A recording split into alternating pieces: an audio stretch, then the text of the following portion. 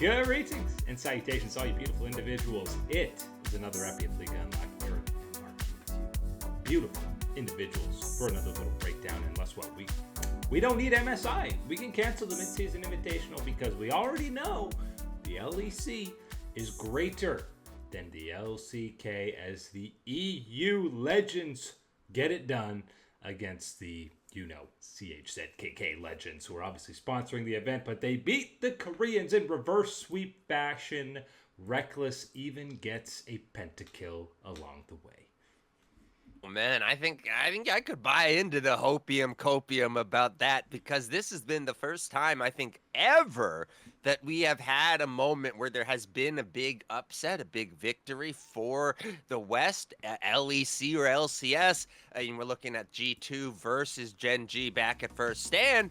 And this is the first time that the next time around that you get any type of interaction between the two regions, you get another win for the West. This is going to be a little bit different, of course, than looking at the full level that is the pro scene and how things are at First Stand or MSI and whatnot. But very excited by the action that we got to see from some of the unks of EU busting out in Summoner's Rift.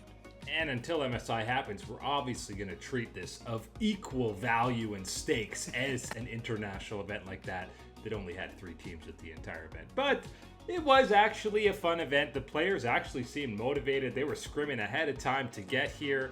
And after dropping down 0-2, an impressive bounce back from the EU lads. And how about a little Zilean performance out of Nemesis in that Game 5?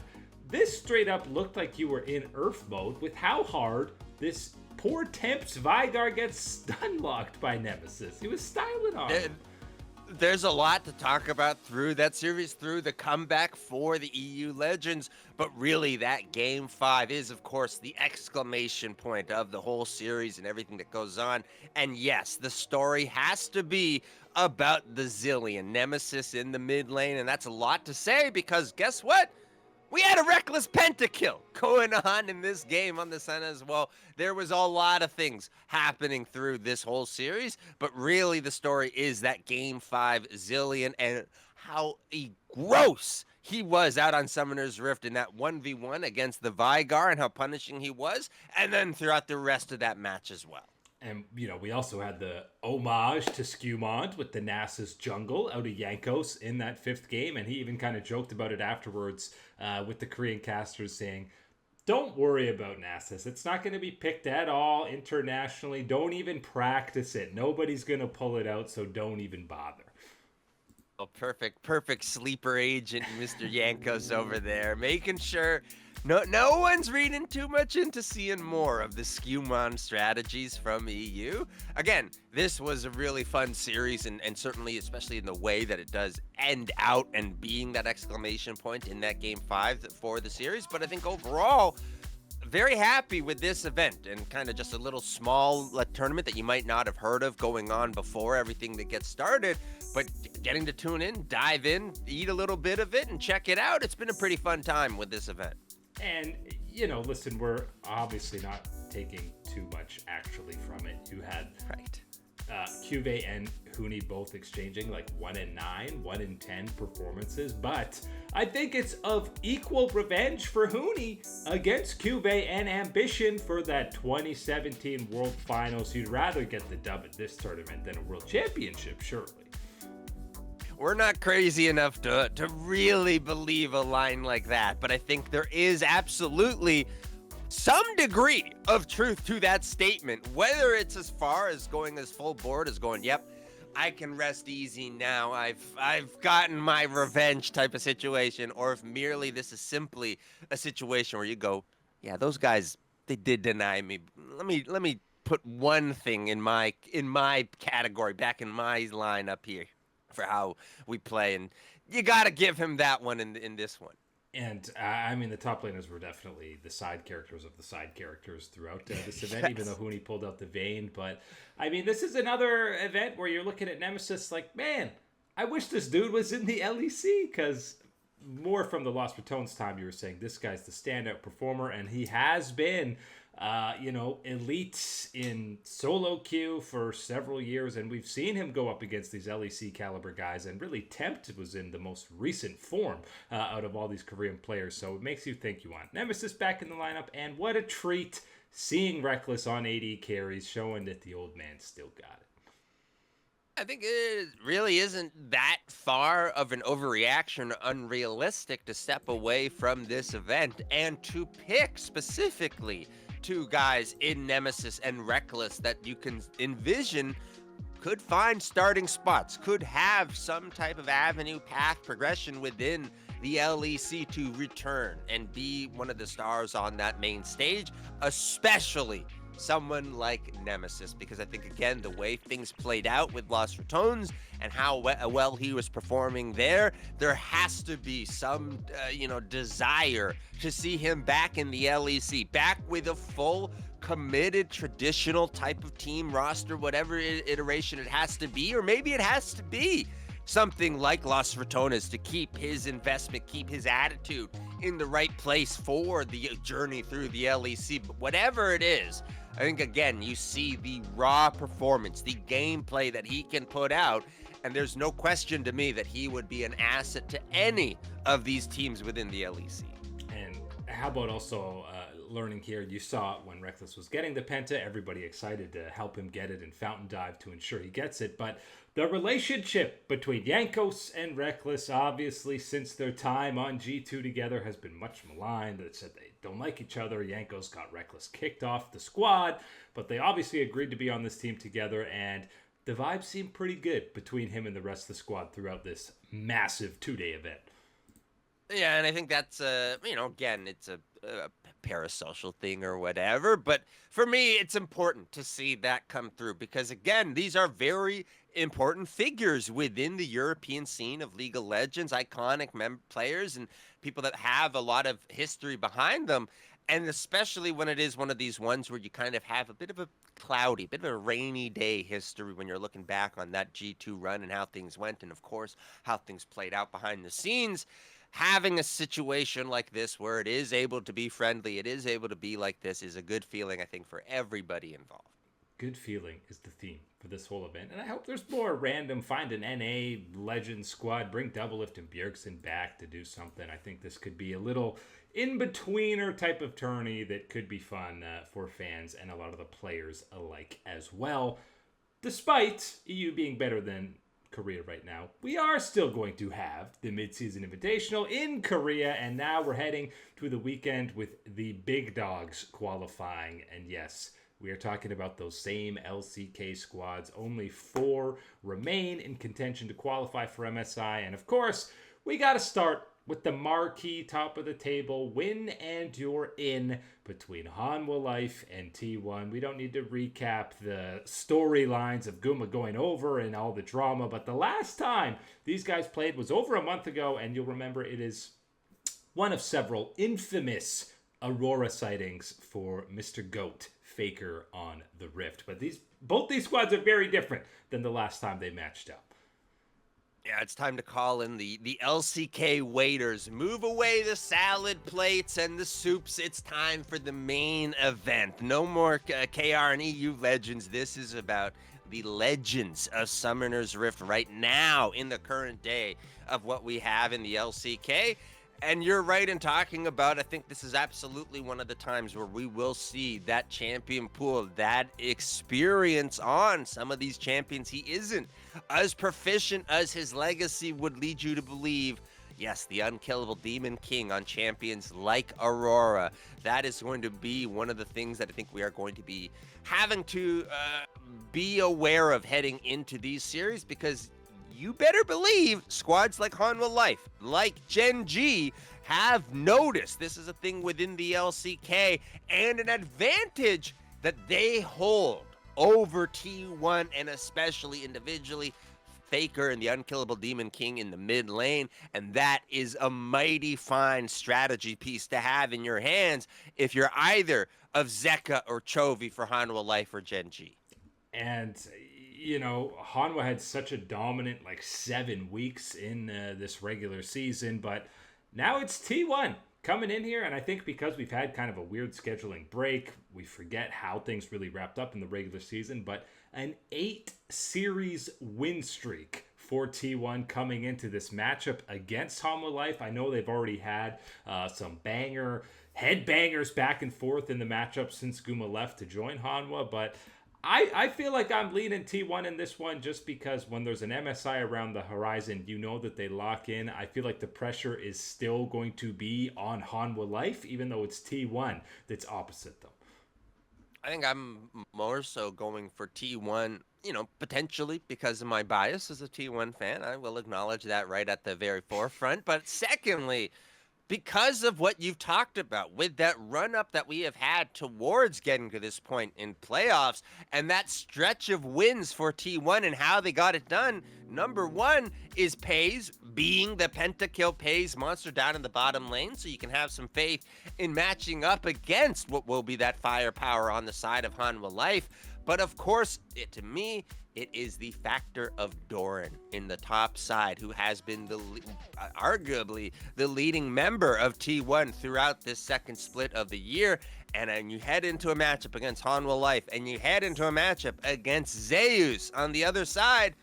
This has always been the answer, that Doran is his papa. And the way that he's playing right now, he is in a fatherly mode heading into this series. Yeah, and that's always the age-old question is, do we just see Doran kind of seed weak side and just, not let Zeus actually play the game and do much, just kind of be a wall for him to bang his head against? Or are we actually going to see some picks go the way of Doran that are going to be some type of counter pick to tape him down? But regardless of how this first series goes, and again, winner goes right to MSI, loser has one more opportunity.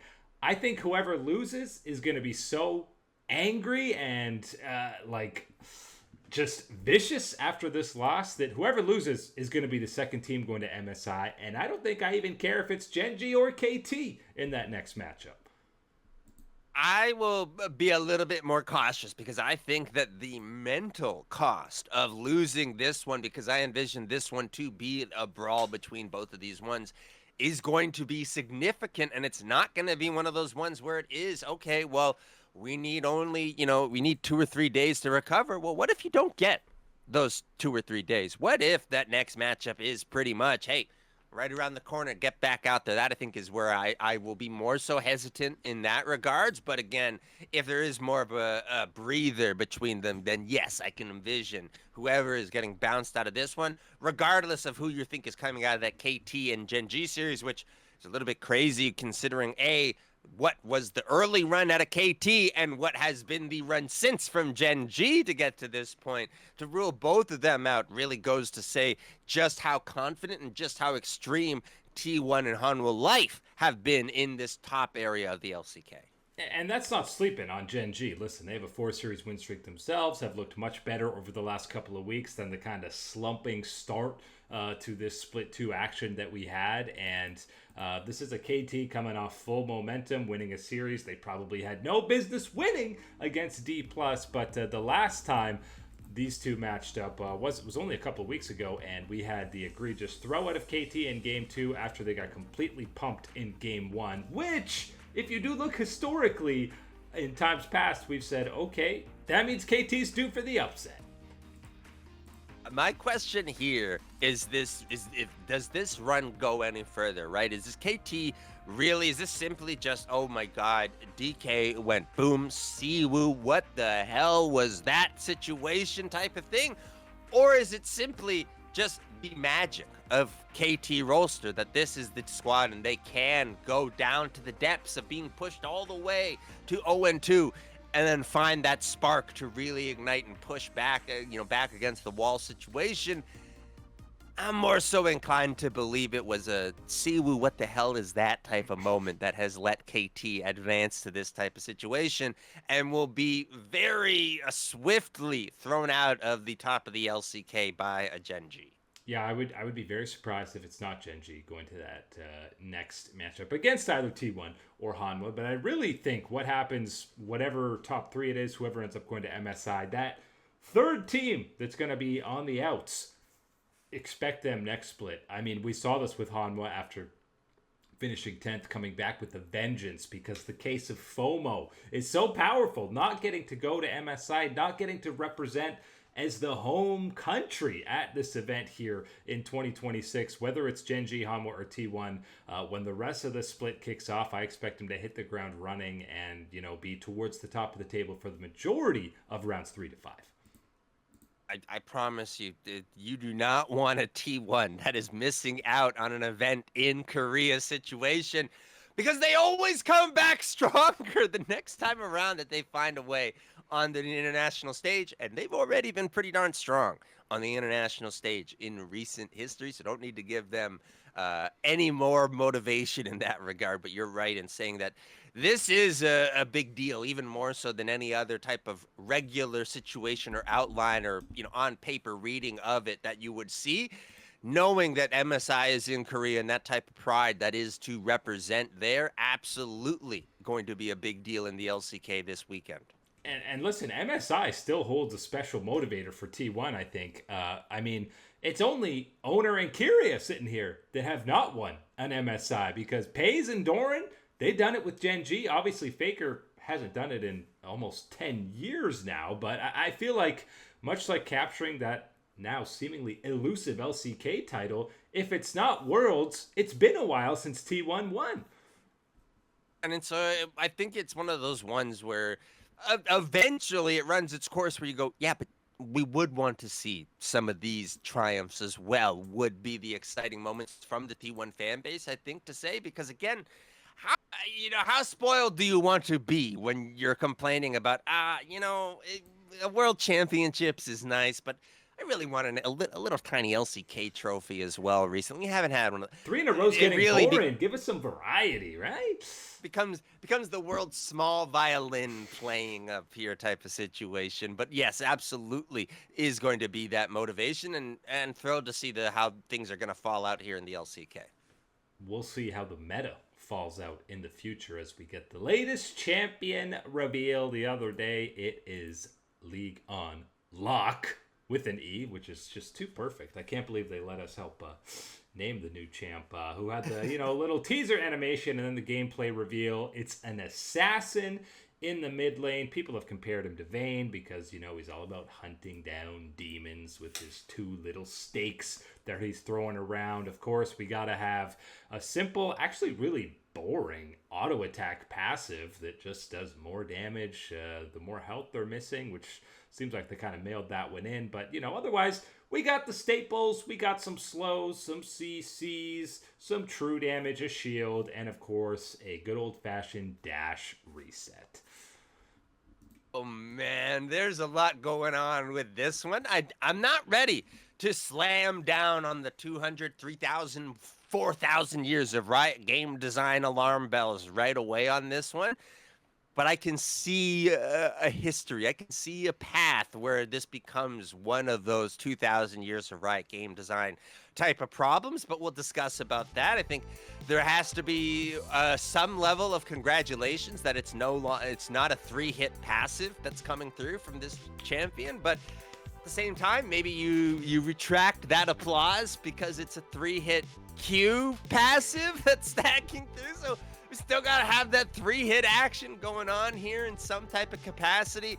Yes, we got to answer in and have some dashes that are, of course, resetting in this situation. But he can't go through walls with the dash, so progress. Yes, you cannot follow through in some of these situations that we have seen be problematic in the past. That is one of the aspects that is not there for those dashes.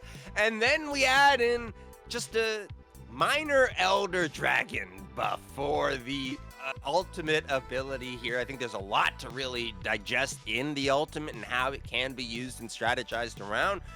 Man, oh man, this is going to be another one of the very exciting champions that I think players that like Vayne, that like Viego in the jungle, I think you're going to be really excited to give this guy a go. Yeah, I'm excited to see some execute comps with the Smolder Pike lock in the mid lane, just nuking people at 30% health. But that ultimate kind of feels like an upgraded item you'd get in arena mode or something, like the black hole one that just pops in. Like, it seems so insane compared to most other ultis in the game.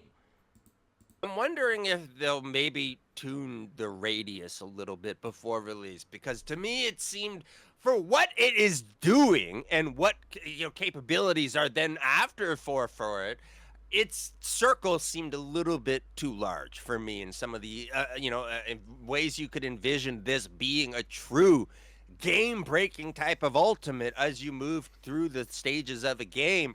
Having that type of execute, having that type of size, having that slow, all the other things added and through it, that's a lot in one of those abilities. And I know we're overloading every single champion that's coming out of the factory line of Riot HQ, but this one is certainly one of those ones where I'm wanting that little pause for a cause here when I'm seeing this go on. I'm low key hoping the cause is just to get assassins back in the meta, because maybe if he's strong enough and does immediately get into the lineup, you've got other assassins that might be counter picks, or maybe it unlocks these picks over control mages. It honestly feels like almost 10 years since assassins, I'm not talking a one-off LeBlanc pick into a game, but since assassins have actually been the focal point of the meta. I think one of the most exciting things about him, and then alongside kind of this push back to maybe getting some more viability for these assassins, is simply just when you look at him and you watch how he has to play in order to be that successful full version of himself. You have to be aggressive, and you got to be on top of your skill combos and how you're weaving it together and how you're utilizing the timings of some of these certain things. And I think that is where that expression is going to be very exciting to see from some of the very finest that we do get to see on the professional level. It's always a test who picks up the new champions first, but I'm just saying, bring back Sword of the Occult. Let's start stacking some kills and let this guy completely snowball out of control. I think that the ideal world is one where you are seeing him in a composition around other executes, as you laid out, maybe as gross as that could sound initially, but as well going up against other assassin compositions. Unfortunately, assassins, the circle usually means then it gets back into tanks that they can't kill, so maybe we don't want to go down that scary cycle. But that is it today for League Unlock. Eric and Mark here with you, Absolute Stunners. Thanks for hanging out. We'll catch you on that flippity flip.